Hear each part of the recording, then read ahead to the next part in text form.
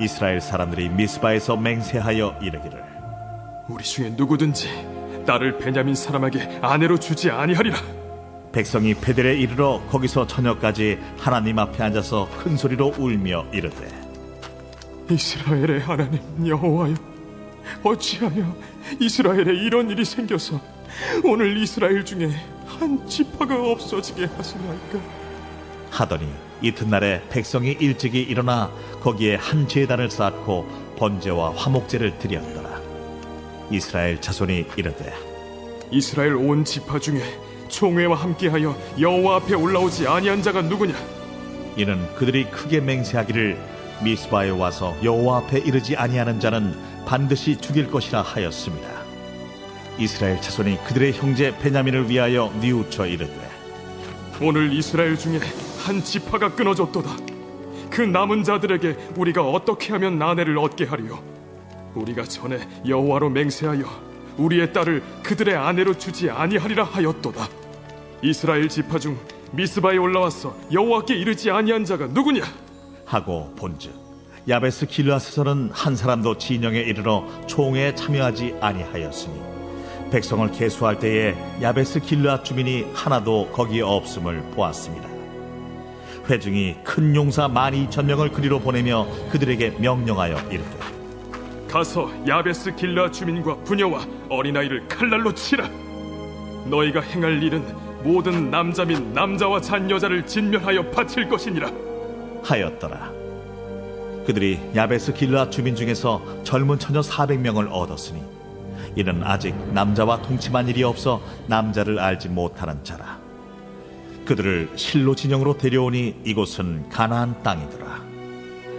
온 회중이 림몬바 위에 있는 베냐민 자손에게 사람을 보내어 평화를 공포하게 하였더니 그때 베냐민이 돌아온지라. 이에 이스라엘 사람이 야베스 길르앗 여자들 중에서 살려둔 여자들을 그들에게 주었으나 아직도 부족하므로 백성들이 베냐민을 위하여 뉘우쳤으니 이는 여호와께서 이스라엘 지파들 중에 한 지파가 빠지게 하셨음이었더라. 회중의 장로들이 이르되 베냐민의 여인이 다 멸절되었으니 이제 그 남은 자들에게 어떻게 하여야 아내를 얻게 할까? 베냐민 중 도망하여 살아남은 자에게 마땅히 기업이 있어야 하리니 그리하면 이스라엘 중에 한 지파가 사라짐이 없으리라. 그러나 우리가 우리의 딸을 그들의 아내로 주지 못하리니 이는 이스라엘 자손이 맹세하여 이르기를 딸을 베냐민에게 아내로 주는 자는 저주를 받으리라 하였음이로다. 보라, 베델 북쪽 르보나 남쪽 베델에서 세겜으로 올라가는 큰 길 동쪽 실로에 매년 여호와의 명절이 있도다. 베냐민 자손에게 명령하여 이르되 가서 포도원에 숨어 보다가 실로의 여자들이 춤을 추러 나오거든 너희는 포도원에서 나와서 실로의 딸 중에서 각각 하나를 붙들어 가지고 자기의 아내로 삼아 베냐민 땅으로 돌아가라. 만일 그의 아버지나 형제가 와서 우리에게 시비하면 우리가 그에게 말하기를 청하건대 너희는 우리에게 은혜를 베풀어 그들을 우리에게 줄지니라. 이는 우리가 전쟁할 때에 각 사람을 위하여 그의 아내를 얻어주지 못하였고 너희가 자유로 그들에게 준 것이 아니래 너희에게 죄가 없을 것임이니라 하겠노라. 하매 베냐민 자손이 그같이 행하여 춤추는 여자들 중에서 자기들의 숫자대로 붙들어 아내로 삼아 자기 기업에 돌아가서 성읍들을 건축하고 거기에 거주하였더라.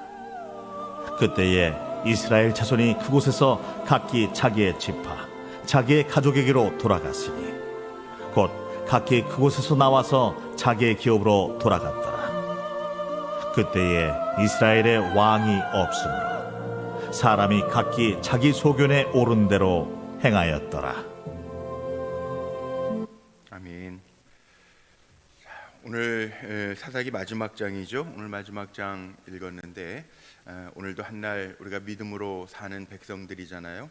우리는 감정으로 사는 사람들이 아니라 하나님의 인도하심, 하나님의 말씀을 따라 살아갈 때 하나님의 주시는 평안이 우리 사랑하는 성도님들의 삶 속에 가득하시기를 주의 이름으로 축복합니다. 오늘 그래서 말씀의 제목을 제가 4절 마지막에 있는 번제와 화목제를 드렸더라 이 말씀 제목 삼아서 함께 좀 은혜를 나누려고 합니다. 어제 말씀 보았던 것처럼 이스라엘의 연합군과 베냐민이 전투를 벌였습니다. 싸웠습니다. 베냐민 사람들도 많이 거의 다 죽고 그 다음에 이스라엘 연합군들도 4만 명 넘게 죽었습니다. 자, 싸움이라는 거 특별히 이렇게 한 형제 자매 뭐 가족들 싸우면 안 되죠. 가족들 간의 싸움 있으면 안 되겠지만 뭐만 남아요? 이 상처만 남습니다. 뭐 이긴 거 아니죠. 이긴 게 아닙니다. 이겼다고 이스라엘 모든 지파들이 오늘 좋아하느냐? 아닙니다. 이 마지막 장에 보면 모든 지파들이 오히려 총회에 모여서 베냐민을 어떻게 징계할까 했다가 성급하게 맹세한 것으로 인해서 나중에 후회하고 돌이키고 그 다음에 이 베냐민 지파 어떻게든 하나님의 기업을 이어가게 해야 되겠다라는 그런 결단들을 하지만 그것조차도 사람들이 하나님의 뜻을 물으면서 가는 게 아니고요. 자기 의견에 자기 소견에 좋은 대로 행하였더라. 오늘 그 사사기 마지막 장 마지막 절도 그렇게 끝나요. 신앙생활은 어떻게 하는 거냐 하면 내 마음대로 하는 게 아니고요. 하나님 기쁘시게 하는 거고 우리가 하나님 앞에서 코람데오라고 그러죠. 하나님 앞에서 사는 거예요. 하나님 앞에서 이거 잘 하고 살아야 돼요. 이제 신앙생활 오래 하신 분들은 그게 보이잖아요. 새 가족들 오셔서 신앙생활하는 모습들이나 아니면은 물어보는 질문들이나 이런 것들이 있을 때 제대로 가르쳐 주셔야 돼요. 모르면 모른다 그러고 알아보고 한번 더 좋은 하나님의 뜻이 어디에 있는지 찾아보자 그러고 기도해 보자 그러고 그렇게 가야지. 그냥 내 상식선에서만 얘기하면 틀리면요. 성경은 아주 무서운 경고를 하고 있어요. 한 영혼을 실족해 하면요, 그 책임 나에게 있다. 정말 조심해야 돼요. 그래서 신앙이라는 게 제대로 잘 보여주는 거. 그 다음에 요즘 같이 이렇게 투명하게 다 보여지는 시대 아닙니까? SNS도 있고 뭐 어디 가도 CCTV도 있고 뭐 요즘에 뭐 하나 추적하려면 얼마든지 할 수 있어요. 뭐 그게 뭐 단순히 어디 무슨 뭐예요? 이게 은행 그 뭐 자동기기 있는 데만 CCTV가 있는 게 아니라 보통 하루 한 사람이 살면 지난번에 언젠가 제가 어느 잡지 책에서 봤는데 640개 정확하게 642개인가 3개인가 그래요. 하루 살면 보통 사람들의 평균 CCTV 통과하는 게 640개가 넘게 통과하는 거예요. 뭐 CCTV가 무서워서 못 사는 건 아닌데 하나님 앞에서 우리가 어떻게 살 것인가 그런 마음으로 살아야 돼요. 신앙생활 잘해야 돼요. 되는 대로 하다가 하나님 앞에 가가지고 딴소리 하지 말고 하나님 앞에 갔을 때 야 잘했다. 야 내가 봤어. 너에게 준 시간이 80년이었는데 너 정말 잘했어. 애썼어. 적은 능력을 가지고도 정말 수고했어. 이렇게 칭찬받는 사람이 돼야죠. 그러기 위해서는 우리가 뭘 다스려야 되느냐? 감정 잘 다스려야 돼요. 감정 없는 사람은 없습니다. 오늘 말씀에 보면 이 전쟁이 끝나고 나서 이스라엘 사람들이 어떻게 했나 보세요. 1절에 이렇게 시작합니다. 이스라엘 사람들이 미스바에서 맹세하여 이르기를 우리 중에 누구든지 딸을 베냐민 사람에게 아내로 주지 아니하리라 하였더라. 그럼 어떻게 합니까? 이방 사람 베냐민의 여성들이 지금 없어요. 다 죽었어요. 베냐민에 남아있는 사람들 베냐민 지파는 기업을 이어가야 돼요. 나중에 뭐 실로 여인들 길르한 여인 야베스 길르한 여인들 실로에 올라와서 춤출 때 그들을 데려다가 아내 삼기는 하는데 그 문제의 발달이 어디 있었냐면 여기 감정에 있어요. 감정에. 이쁘지 않겠죠? 물론 전쟁하고 서로 상처를 줬으니 이쁘겠습니까? 사람의 마음이라는 게 다 똑같을 거 아니에요. 상처 준 사람 좋아할 게 뭐가 있어요. 그런데 이스라엘 총회 중에서 맹세하여 사람들이 뭐라고 결단을 맹세했어요. 하나님 앞에. 이거 돌이킬 수도 없어요. 맹세하면 서원이라는 게 있잖아요. 서원은 갚지 못할 서원은 하면 안 되는데 맹세도 함부로 하면 안 되는데 감정적으로 했단 말이에요. 그래서 1절에 누구든지 딸을 베냐민 사람에게 아내로 주지 아니하리라. 만약에 아내로 주면은 저주를 받으리라. 아주 18절에 넘어가니까 베냐민에게 아내로 주는 자는 마지막에 뭐예요? 저주를 받으리라 하였음이로다 하니라. 아주 그냥 감정 극에 달했을 때 미우니까 뭘 못하겠어요. 적대감을 가지고 했어요. 근데 나중에 이거 감정에 치우쳐서 했던 일은 꼭 후회하게 돼요. 사람들. 감정 없는 사람은 없는데요. 감정대로 살다가 후회하는 거는 많이 봅니다. 우리 그런 거 많이 보잖아요. 아니 뭐 자기 자신을 돌이켜 보세요. 감정을 앞세워 가지고 나중에 후회할 일 생기는 사람들 많잖아요. 그래서 늘 우리가 볼 감정도 사실은 성령의 열매로 잘 다스려야 돼요. 온유해야 되고, 절제할 땐 절제해야 되고, 충성할 땐 충성해야 되고, 참아야 될 때에는 성경에는 그냥 참아라 이러지 않고 오래 참으라 그래요. 오래 참으라. 참아야 되고, 감정을 앞세우다 보면 문제가 되죠. 생각해 보면요, 베냐민 지파도 이스라엘의 한 지파예요. 한 형제라고요. 물론 시간이 지나서 지파가 됐지만 야곱의 한 형제들이었다고요. 하나님의 한 백성들이에요. 그러니까 우리는 이 문제를 잘 봐야 돼요. 가정 안에서도 그렇고요. 뭐 교회 공동체 안에서도 그럴 수는 있어요. 살다가 보면 어떻게 마음 맞는 사람만 있겠습니까? 마음이 안 맞는 사람도 있죠. 목회하다 보면 어떻게 마음에 좋은 성도만 있고 마음에 드는 목사님만 있겠습니까? 안 맞을 때도 있겠죠. 부부도 안 맞는데, 형제도 안 맞는데, 어쩔 땐 내 자신이 싫을 때도 있는데, 그 사람과 사람 사이에 맞을 수 있는 부분들이 한계가 있잖아요. 어떻게 해야 돼요? 오늘 말씀의 해결책이 어디 있나 보세요. 이런 문제들이 있죠. 그러니까 백성들이 맹세하고도 속상하니까 울어요. 우는 것뿐만 아니라 3절에 이렇게 하나님 앞에서 한탄도 합니다. 이르되 이스라엘의 하나님, 3절에 보세요. 이스라엘의 하나님 여호와여, 어찌하여 이스라엘에 이런 일이 생겨서 오늘 이스라엘 중에서 한 지파가 없어지게 하시나이까 하더니, 생각해 보니까 이스라엘의 한 지파가 없어지게, 베냐민에게 아내감이 없으면 어떻게 돼요? 뭐 이 당시는 또 여자들을 꼭 그렇게 수단으로 보니까 그게 좀 문제는 있지만, 그것 따지려고 하는 게 아니라, 제가 남자들 번식이 안 돼. 동성애도 그게 문제 아닙니까? 뭐 물론 창조의 질서가 어긋나는 것도 문제지만, 이 참 문제죠, 문제. 그 입양아들이, 제가 캐나다 살 때 보니까 동성애뿐만이 아니라 동성연애로 결혼한 사람들도 학교 선생님들 중에서 그런 사람들이 있어요. 외국 사람들. 아이들 어떻게 하는지 아세요? 입양해서 길러요 또. 그래서 애는 또 뭐예요? 그게 아빠도 남자고 엄마도 남자. 뭐예요 그거는? 참 기가 막혀요. 창조 질서 다 깨져. 그런데 이게 한 지파가 없어지게 생겼어요. 아내가 없어요. 한 지파가 없어질 때 어떻게 해결을 했느냐. 오늘 제가 제목 삼은 이유가 번제 화목제를 하나님 앞에 일찍이 일어나서 4절에 보니까 거기 한 제단을 쌓고 번제와 화목제를 하나님 앞에 드려요. 하나님 앞에 드려요. 우리는 사람과 사람과의 관계들을 할 때에도요, 염두에 둬야 될 게 있어요. 믿음의 사람은 사람과 사람 사이의 관계지만 늘 그 사이에 하나님이 계시면, 주님이 계시면, 주님이 화목해 하시면 우리의 눈이 긍휼히 여길 수 있다. 긍휼히. 그게 없으면 감정적으로 살 수 있어요. 그런데 늘 그러잖아요. 하나님 보시지. 관계도, 부부와 부부 사이도 인간적인 감정으로만 대하는 게 아니라 거기 하나님 계시면 긍휼히 여기는 거예요.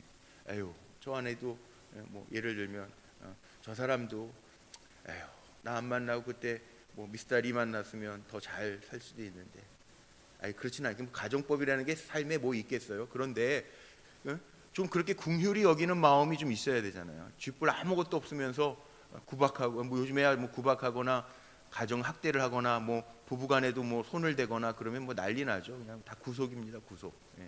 그렇지만 그런 마음들이, 자식도 마찬가지예요. 자식도 참 안 됐네. 때로는 마음에 안 드는 부분들이 있어요. 부모의 마음에 안 들 때에도 그래도 저만큼 감당해 주니 얼마나 감사해. 긍휼의 마음이 있어야 돼요. 긍휼의 마음. 하나님의 주신 기업이니까 하나님이 책임져 주실 거야. 격려하는 마음이 있어요. 그 하나님을 기대하는 마음이 있지 않으면, 그 눈으로만 보면, 인간적인 기대로만 보면 실망하고 감정에 치우칠 수밖에 없다는 거죠. 그 이스라엘 백성이 이렇게 맹세하고 나서요, 화목제, 번제를 하나님 앞에 드리고 나서는 깨닫습니다. 베냐민을 위하여 뉘우쳐, 이제 6절로 넘어가. 이스라엘 자손이 그들의 형제 베냐민을 위하여 뉘우쳐 이르되 오늘 이스라엘 중에 한 지파가 끊어졌도다. 이제 정신 차리는 거예요. 하나님 앞에 번제 드리고 화목제 드리고, 그리고 정신 차리는 거예요. 하나님, 어찌하여 우리가 이 지경이 되었습니까? 하나님 앞에 단을 쌓고 번제와 화목제를 드리면서 정신을 차려요. 근데도 이게 이제 믿음이라는 게요, 지식이 있어야 돼요. 그래서 베드로후서 1장에 보면 믿음의 7단계가 있지 않아요? 믿음의 집. 믿음에다가 덕을 쌓고 지식을 쌓고 형제 우애를 쌓고 사랑을 쌓고 있잖아요. 이게 믿음의 집을 짓는 단계들이 있어요. 집에 가셔서 한번 읽어보세요. 베드로후서 1장에 보면 있어요. 하나님의 성품이라고도 그러고 믿음의 7단계라고도 그렇게 표현하는데 있어요. 지식에 믿음만 가지고 무식한데 방향이 틀려지면요 엉뚱한 데로 갑니다. 믿음의 지식도 쌓고 지식에다가 절제도 쌓고 절제에다가 형제 우애도 쌓고 계속 이렇게 올라가야 돼요. 그렇지 않으면 엉뚱한 방향으로 가요. 여기에 보니까 뉘우쳐요. 큰일 났다. 우리 이스라엘 이거 베냐민 말하고 맹세하고 보니까 야 그럼 베냐민 집밥 끊어지는 거잖아. 아내 맞이할 수 있는 아내도 없는데 그럼 저렇게 끝나는 거네. 한 세대 지나면 끝나는 거네. 뉘우쳐요. 뉘우쳤다가 정신을 차려서 제대로 차리면 참 좋겠는데 이 오늘 사사기 마지막 이 암흑기라는 게 이래서 그렇습니다. 이게 믿음만 있지 또 지식이 없어서 문제가 될 때도 있어요. 화해는 선포했어요.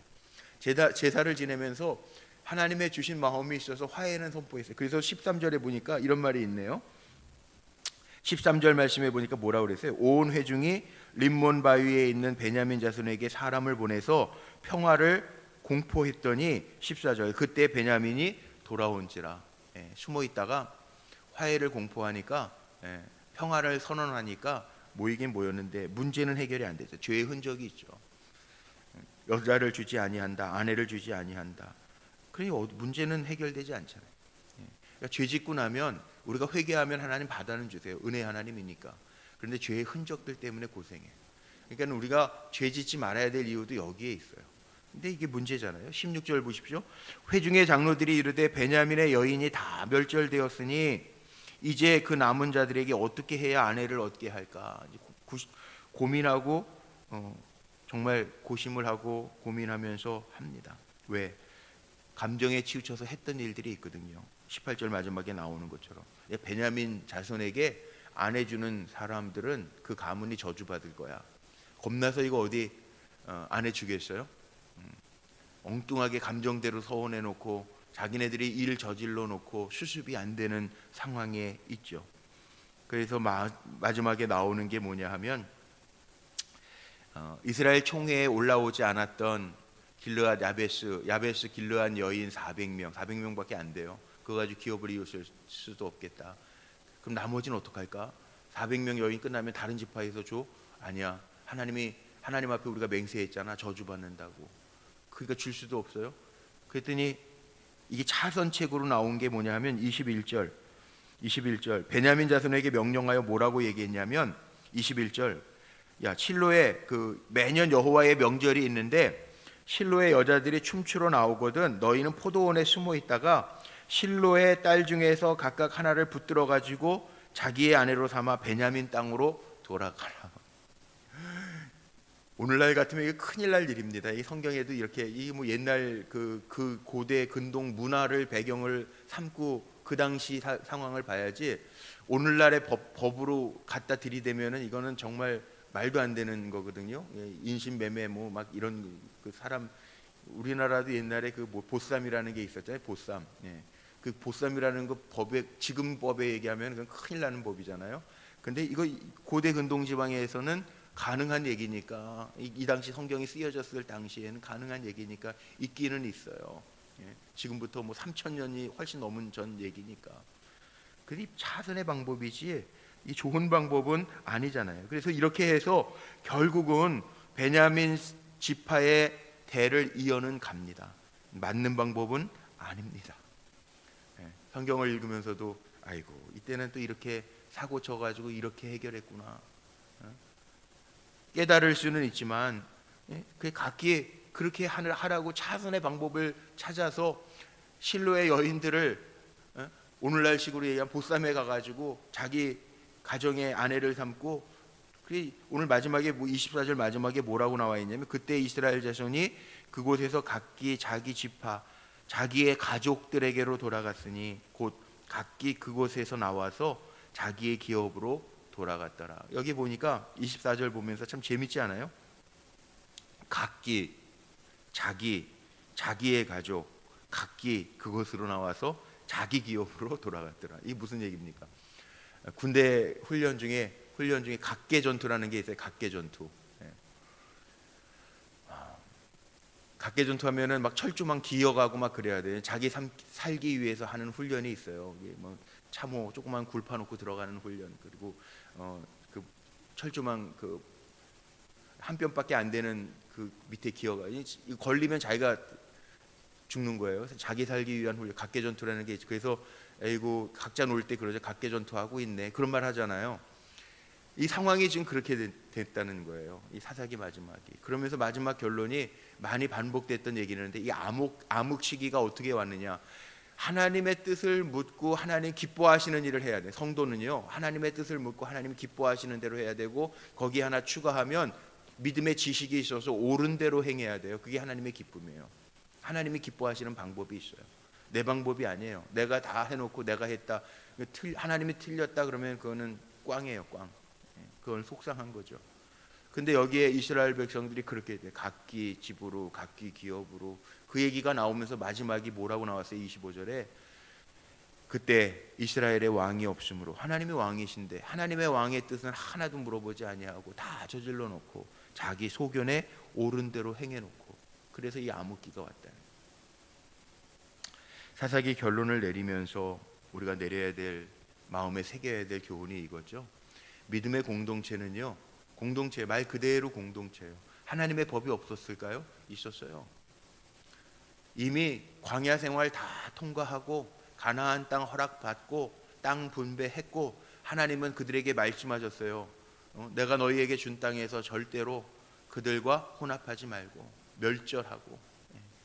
하나님이 우리의 마음 중심을 다 아시기 때문에 하나님의 방법대로 그들 다 진멸해버리고, 그리고 너희는 하나님을 잊지 말고 하나님만 섬기면서 살아라. 하나님 왕 되어서 하나님만 섬기면서 살아라.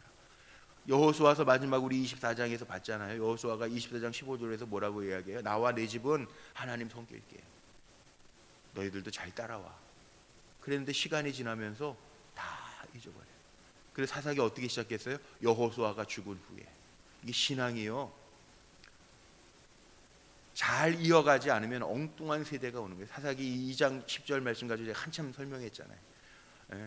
그거 잊어버리면 다른 세대가 옵니다. 다음 세대가 아니라 다른 세대가 옵니다. 자기 좋은 대로 사는 거 내버려 두면 나중에는 갈 때까지 갑니다.